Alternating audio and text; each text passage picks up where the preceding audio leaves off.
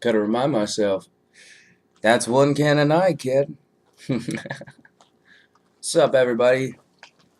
Future Player JDK here, once again, on a Friday. A very special Friday. Black Friday! Yeah. Not for the reasons people think, folks. It's because they don't want to be in the black. That could be completely ignorant. What do I care? So, that job definitely took up some of my time. I was wondering, I didn't think when I said, we'll see, I figured it would be, a Friday update every Friday. Woo! That job I was talking about, definitely taking up my time. Not all of it, though. Nah, seriously, though. I apologize for not being more frequent. Then again, my whole one video audience doesn't really matter that often to me. This is more like a video catalog for me, That's why it's my update. It's my update to myself and to my audience, future and past. Right, because I'm the future player, JDK. So I got the phone line set up now. So Sooner Than Later Productions, not quite a production company just yet, though. However, Sooner Than Later's now officially has a home base operations telephone number. Feel free to contact me with all business inquiries. Also, shout out to retail. I don't know which face looks good yet. Whatever. Who cares about retail, right? Well, apparently a lot of people, since it took me a while, right, to get home. Good stuff, though. So, I was intending to be doing a prediction, though, in the previous weeks and such, and that was kind of harsh since one of my ideas definitely did show up on Saturday Night Live. It was one where now that I didn't expect it to be Steve Carell looking like Groot, Bezos. It was fun, though. It was definitely an enjoyable sketch. I definitely figured they would be covering it since it is also Jersey being one of their locations and all. So they did cover it. They didn't do anything about Stan Lee the Manly, though. I was thinking that they would, like say maybe doing something interesting along the lines of, I don't know, a comic book funeral with all the heroes there. But, they were too busy talking about politics. Watch my review. It will come out, I promise. Once I'm done, I gotta hit level 50. I've been playing a lot of Fallout 76. Maybe you heard, maybe you haven't. Good buddy of mine, he says, why are you wasting your time with that game, man? Red Dead Redemption 2's out. Makes sense coming from a guy, his name is Calhoun, man. It's Calhoun. Come on now, it's Calhoun. Of course that guy want me to play Red Dead Redemption 2. However, I live vicariously a bit differently, right? Since I recently quit drinking, unfortunately. That's why I'll be playing Fallout 76 as an alcoholic. This production has been brought to you by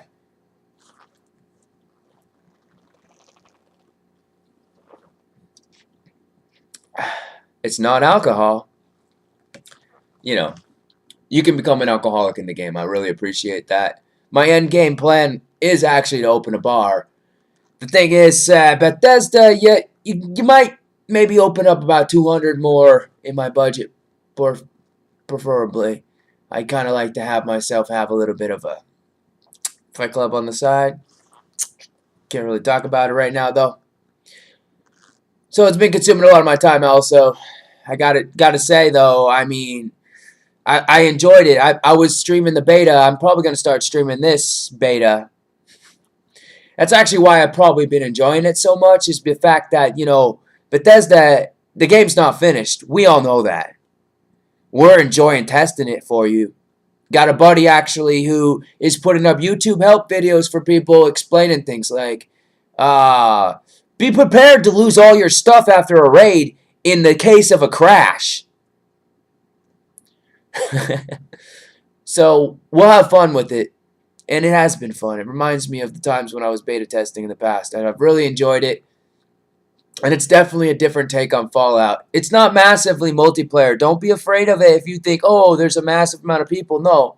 Servers are capped at about 26, give or take. And that's really the perfect amount. It's not too many, not too little. And it's engaging plenty. Oh, we make a point of that. We go and talk to people. That's why I want to run my bar. I think it'll be a phenomenal time. So Bethesda, I'll be here. Feel free to get in touch. I love your game. I just live up the street in Tucktown. The cool thing about it too is, if I'm gonna pay 10.4% tax, thank you, Seattle, then at least I'm gonna pay it for a Washington State made game, there's something to be said about pride of things that come from Seattle.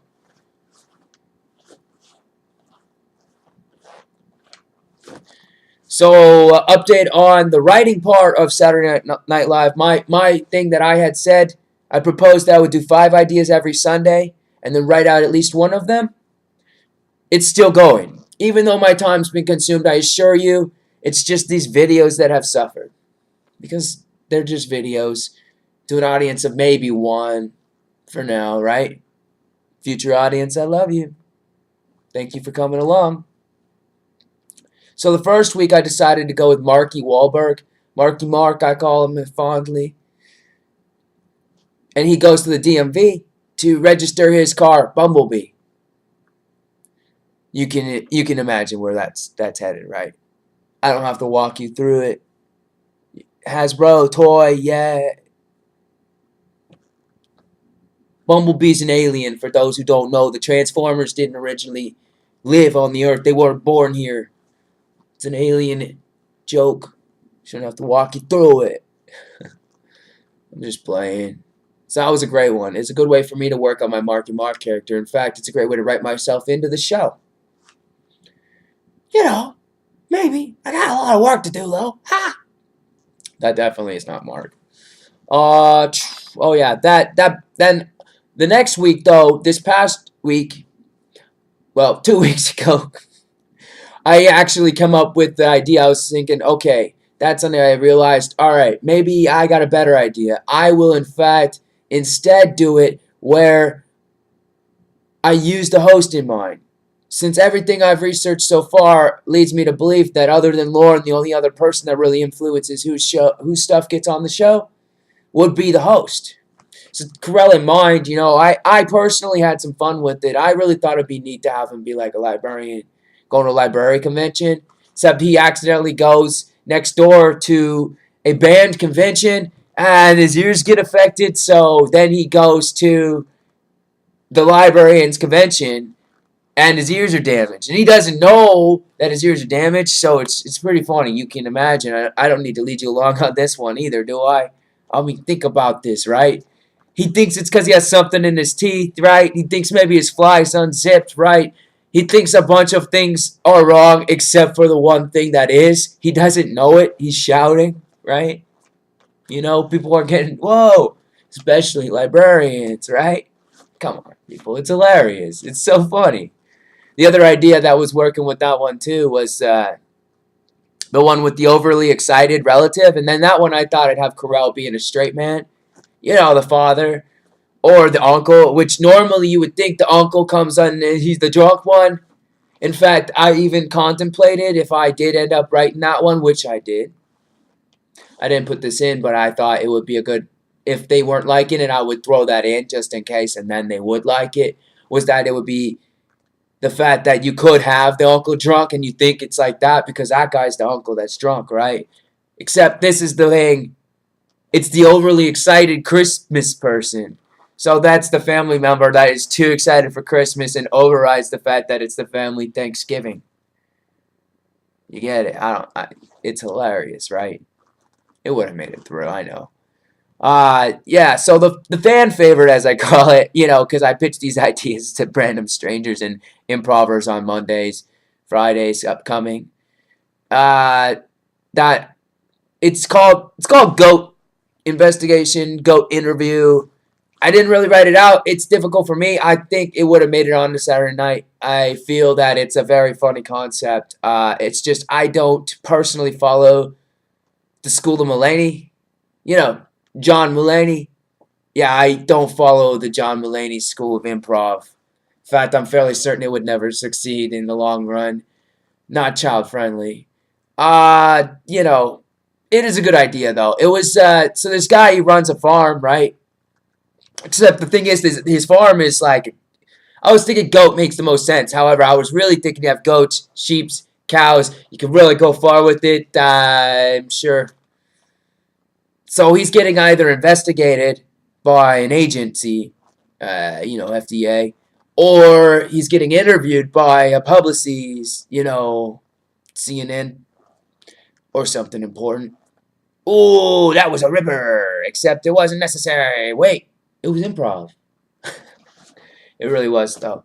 So he thinks he's nervous, right? And they think it's because he's, a farmer man. What they don't know is that he runs a sex ring.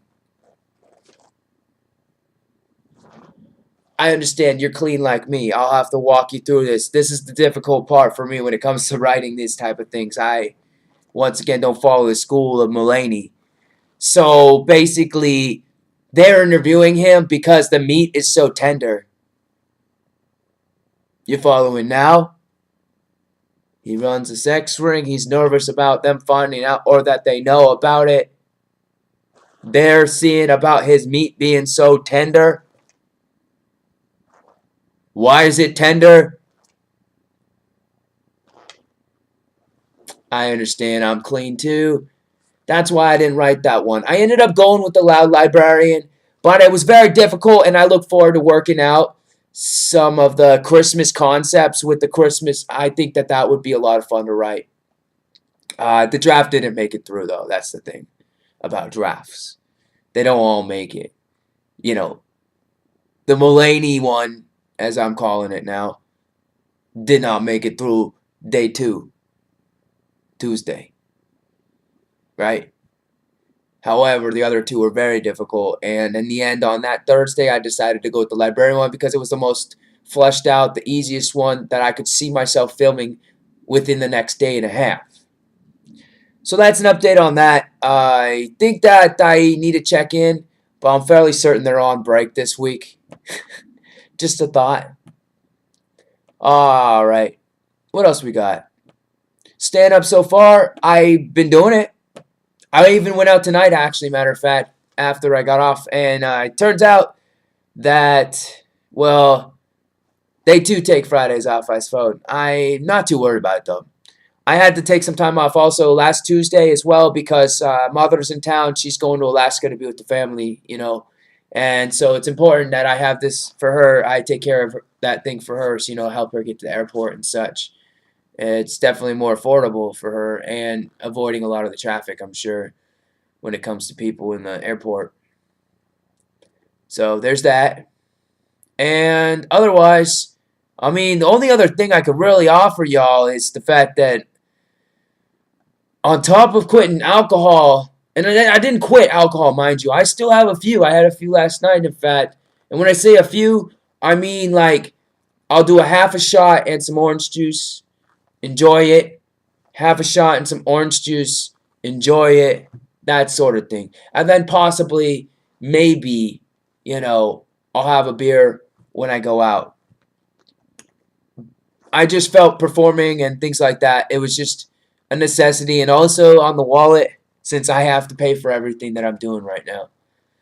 And in that way, I've been also contemplating things, and I thought, if it's true about Stephen King, that Stephen King actually waits for a cigarette until he finishes a novel, more specifically the same brand I actually smoke, matter of fact. Don't quote me on this until I meet Stephen. I can't really ask him, right? But that being said, though, I decided that on the road to SNL, I now have a cover. Whether or not the brand recognition is allowed or not, I'm not too concerned at this moment since the road to SNL hasn't been finished.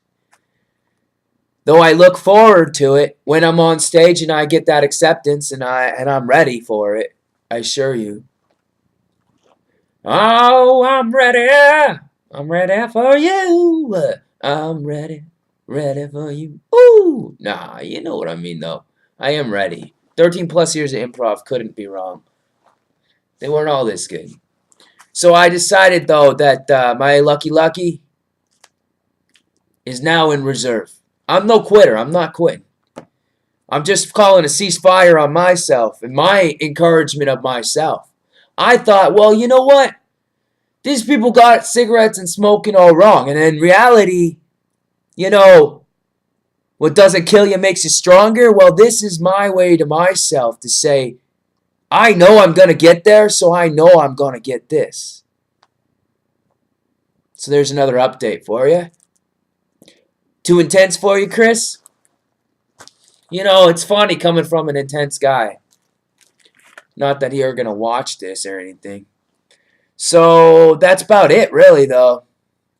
I mean, Fallout 76 is a time sink. That's guaranteed. And apparently, I found out from the kids, Bethesda in general is a time sink. But, you know, it's to be expected when you get crashed out and you got to reload. I'm just kidding.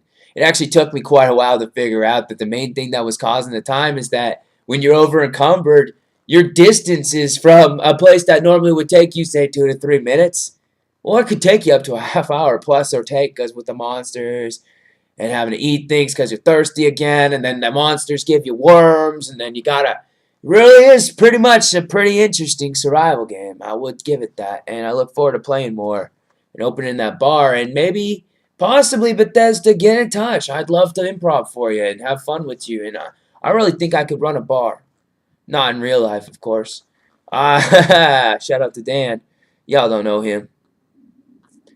This has been Future Player JDK, and I'm going to go play some Fallout 76 so I can live vicariously through my alcoholic rifleman.